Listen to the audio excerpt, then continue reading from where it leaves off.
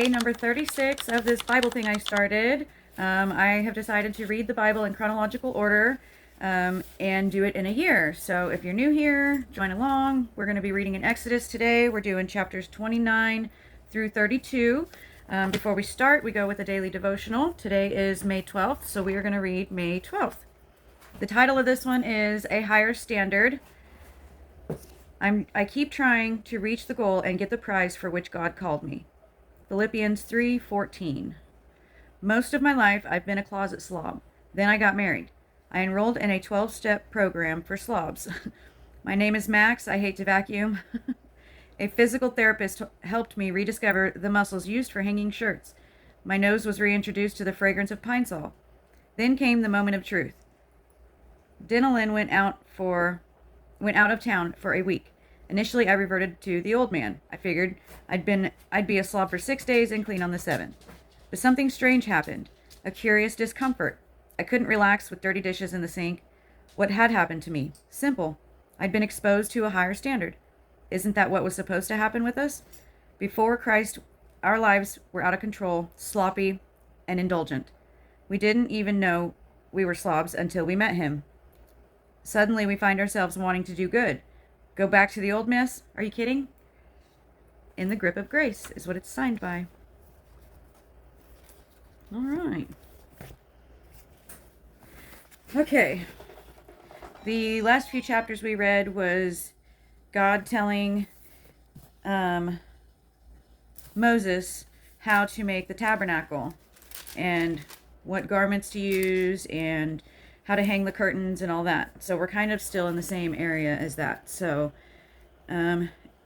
chapter 29 is called The Consecration of the Priests. This is what you are to do to consecrate them, so they may serve me as priests.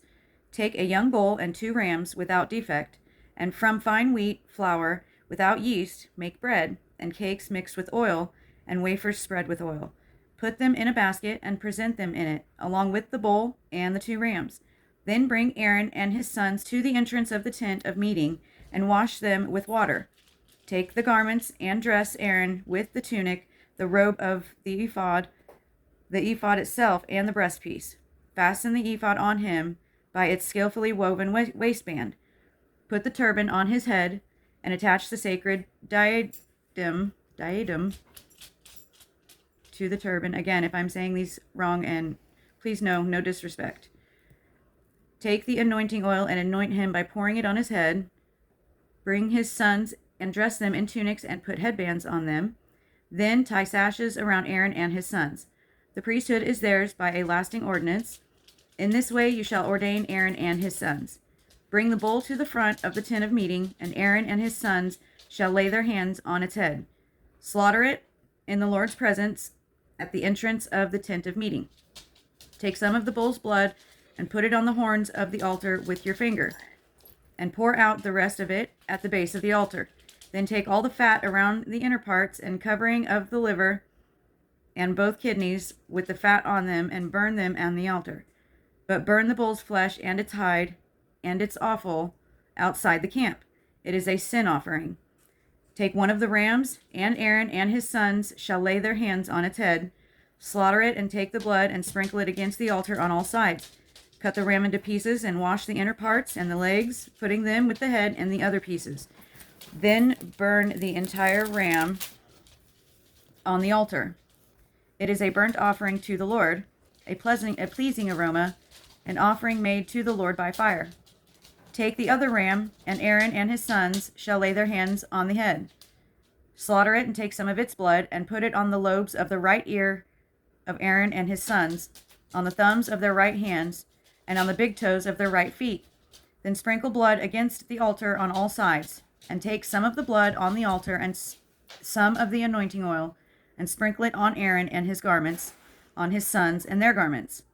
Then he and his sons and their garments will be consecrated. Take from this ram the fat tail, the fat around the inner parts, the covering of the liver, both kidneys with the fat on them, and the right thigh. This is the ram for the ordination. From the basket of bread made without yeast, which is before the Lord, take a loaf and a cake made with oil and a wafer. Put all these in the hands of Aaron and his sons and wave them before the Lord as a wave offering. Then take them from their hands and burn them on the altar along with the burnt offering for a pleasing aroma to the Lord, an offering made to the Lord by fire.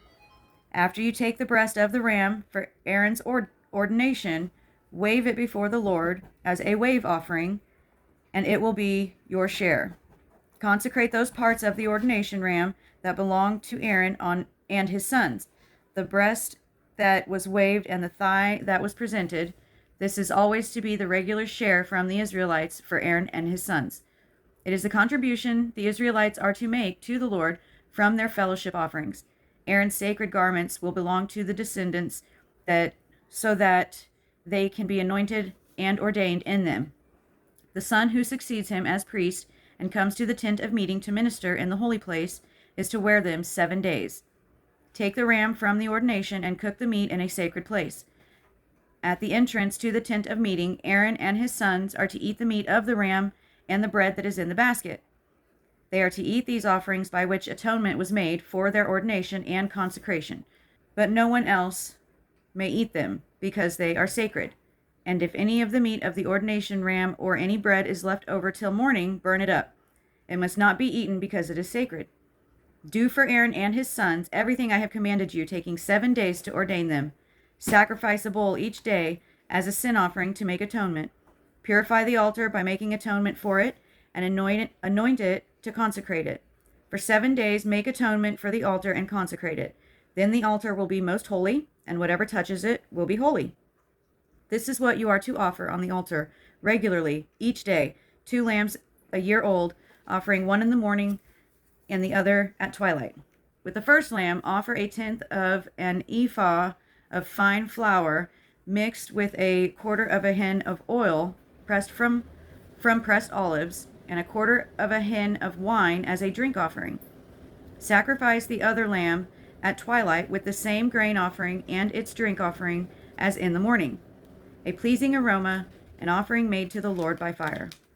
For the generations to come, this burnt offering is to be made regularly at the entrance of the tent of meeting before the Lord. There I will meet you and speak to you.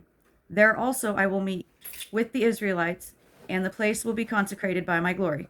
So I will consecrate the tent of meeting and the altar and will consecrate Aaron and his sons to serve me as priests. Then I will dwell among the Israelites and be their God. They will know that I am the Lord their God, who brought them out of Egypt, so that I might dwell among them. I am the Lord their God. Chapter 30, the altar of incense.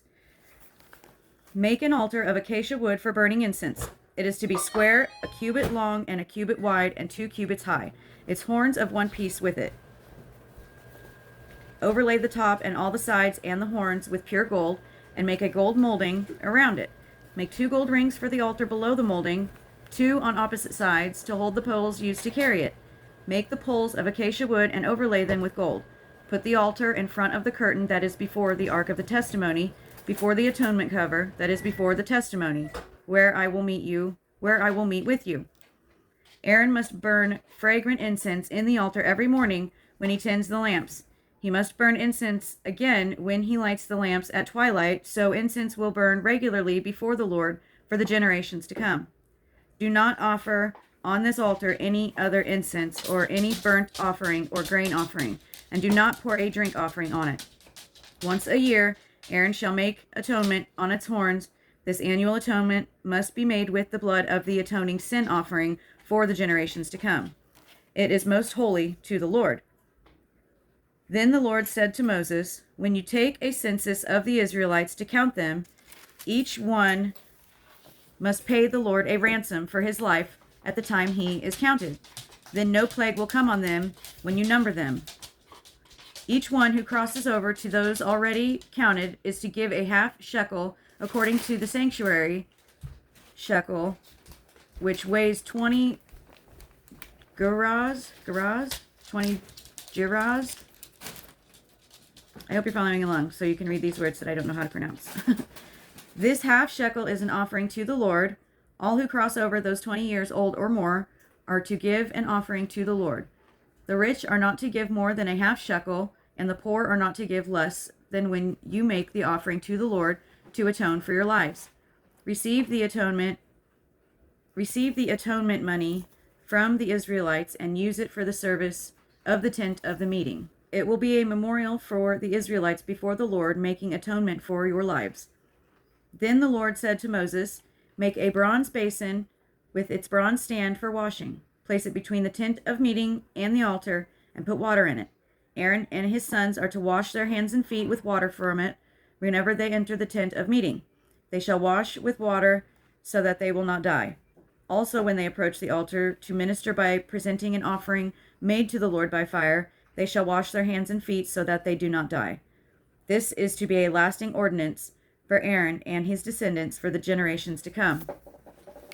Then the Lord said to Moses, take the following 5 spices, 500 shekels of liquid myrrh, half as much, that is 250 shekels, of fragrant cinnamon, 250 shekels of fragrant cane, 500 shekels of cassia, I don't think that's cassia, all according to the sanctuary shekel, and a hin of olive oil. Make these into a sacred atoning oil, a fragrant blend, the work of a perfumer. It will be the sacred anointing oil. Then use it to anoint the tent of meeting, the ark of the testimony, the table and all its articles, the lampstand and its accessories, the altar of incense, the altar of burnt offering and its utensils, and the basin with its stand. You shall consecrate them so they will be most holy, and whatever touches them will be holy. Anoint Aaron and his sons and consecrate them so that they may serve me as priests. Say to the Israelites, this is to be my sacred anointing oil for the generations to come. Do not pour it on men's bodies, and do not make any oil with the same formula. It is sacred, and you are to consider it sacred. Whoever makes perfume like it, and whoever puts it on anyone other than a priest, must be cut off from his people. Then the Lord said to Moses, take fragrant spices, gum resin, onycha, and galbanum, and pure frankincense, all in equal amounts, and make a fragrant blend of incense, the work of a perfumer. It is to be salted and pure and sacred. Grind some of it to powder and place it in front of the testimony in the tent of meeting, where I will meet with you. It shall be most holy to you. Do not make any incense with the formula for yourselves. Consider it holy to the Lord. Whoever makes any like it to enjoy its fragrance must be cut off from its people. Then the Lord said to Moses, see, I have chosen Bezalel,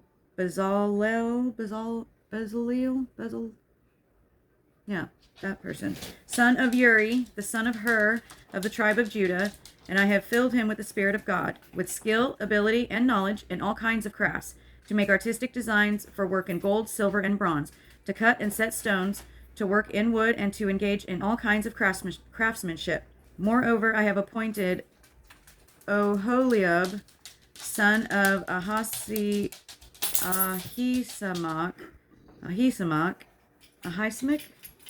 of the tribe of Dan, to help him.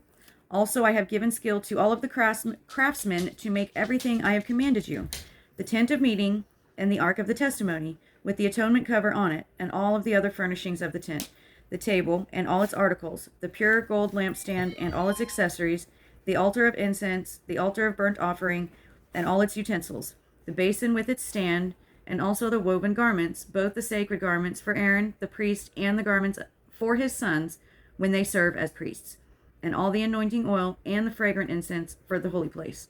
They are to make them just as I commanded you. The Sabbath. Then the Lord said to Moses, say to the Israelites, you must observe my Sabbaths. This will be a sign between me and you for the generations to come, so you may know that I am the Lord who makes you holy. Observe the Sabbath because it is holy to you. Anyone who desecrates it must be put to death. Whoever does not work on that day must be whoever does any work on that day must be cut off from his people. For 6 days work is to be done, but the 7th day is a Sabbath of rest, holy to the Lord. Whoever does any work on the Sabbath day must be put to death. The Israelites are to observe the Sabbath, celebrating it for the generations to come as a lasting covenant. It will be a sign between me and the Israelites forever. For in 6 days the Lord made the heavens and the earth, and on the seventh day he abstained from work and rested. When the Lord finished speaking to Moses on Mount Sinai, he gave him the 2 tables of the testimony, the tables of stone inscribed by the finger of God. When the people saw that Moses was so long in coming down from the mountain, they gathered around Aaron and said, "Come, make us gods who will go before us. As for this fellow Moses who brought us up out of Egypt, we don't know what has happened to him." Aaron answered them, "Take off the gold earrings that your wives, your sons, and your daughters are wearing, and bring them to me." So all the people took off their earrings and brought them to Aaron. He took what they handed him and made it into an idol cast in the shape of a calf, fashioning it with a tool. And then they said, "These are your gods, O Israel, who brought you out of Egypt." When Aaron saw this, he built an altar in front of the calf and announced, "Tomorrow there will be a festival to the Lord." So the next day the people arose early and sacrificed burnt offerings and presented fellowship offerings. Afterward, they sat down to eat and drink and got up to indulge in revelry. When the Lord said to Moses, "Go down, because your people whom brought you up out of Egypt have become corrupt. They have been quick to turn away from what I commanded them, and have made themselves an idol cast in the shape of a calf. They have bowed down to it and sacrificed to it, and have said, 'These are your gods, O Israel, who brought you up out of Egypt.' I have seen these people," the Lord said to Moses, "and they are a stiff-necked people. Now leave me alone so that my anger may burn against them and that I may destroy them." Aunt Marcy and I were talking about that a minute ago, or earlier.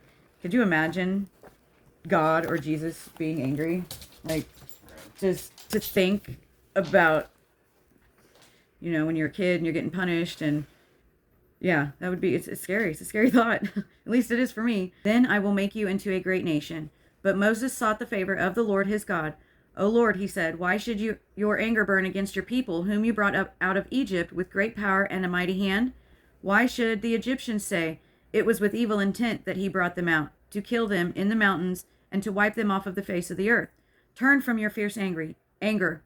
Relent and do not bring disaster on your people. Remember your servants Abraham, Isaac, and Israel, to whom you swore by your own self. I will make your descendants as numerous as the stars in the sky, and I will give your descendants all this land that I promised them, and it will be their inheritance forever." Then the Lord relented and did not bring on his people the disaster he had threatened. Wow, Moses had the ability to change God's mind. Good job. Holy cow. All right. Moses turned and went down the mountain with the 2 tablets of the testimony in his hands. They were inscribed on both sides, front and back. The tablets were the work of God. The writing was the writing of God, engraved on the tablets. When Joshua heard the noise of the people shouting, he said to Moses, "There is the sound of war in the camp." Moses replied, "It is not the sound of victory. It is not the sound of defeat. It is the sound of singing that I hear." When Moses approached the camp and saw the calf and the dancing, his anger burned, and he threw the tablets out of his hands, breaking them into pieces at the foot of the mountain. And he took the calf that they had made and burned it in the fire. Then he ground it into powder, scattered it on the water, and made the Israelites drink it. He said to Aaron, "What did these people do to you that you would let them into such great sin?" That you led them into such great sin. "Do not be angry, my lord," Aaron answered. "You know how prone these people are to evil. They said to me, 'Make us gods who will go before us.' As for this fellow, Moses, who brought us up out of Egypt, we don't know what has happened to him." So I told them, "Whoever has any gold jewelry, take it off." Then they gave me the gold, and I threw it into the fire, and out came this calf. Moses saw that the people were running wild, and that Aaron had let them get out of control, and so become a laughingstock to their enemies. So he stood at the entrance to the camp and said, "Whoever is for the Lord, come to me." And all the Levites rallied to him. And then he said to them, "This is what the Lord, the God of Israel, says. Each man strap a sword to his side, go back and forth through the camp from one end to the other, each killing his brother and friend and neighbor." The Levites did as Moses commanded, And that day about 3,000 of the people died. Then Moses said, you have been set apart to the Lord. Sorry, can I have a pen? Pause. Okay. I wanted to mark something, sorry. If you want to know what I marked the part about, then he said to them, this is what the Lord, the God of Israel says. Each man strap a sword, and the little mini battle that just happened. I never knew that happened, so I want to mark it. Okay. The next day, wait. Okay. The Levites did as Moses commanded, and that day about 3,000 of the people died. Then Moses said, you have been set apart to the Lord today, for you were against your own sons and brothers, and he has blessed you this day. The day Moses said to the people, you have committed a great sin. You now will go up to the Lord. Perhaps I can make atonement for your sin. So Moses went back to the Lord and said, oh, what a great sin these people have committed. They have made themselves gods of gold. But now, please forgive their sin. But if not, then blot me out of the book you have written. The Lord replied to Moses, whoever has sinned against me, I will blot out of my book. Now go lead the people to the place I spoke of, and my angels will go before you. However, when the time comes for me to punish, I will punish them for their sin. And the Lord struck the people with a plague because of what they did with the calf Aaron had made. Chapter 33. Interesting. Anybody want to add anything or questions?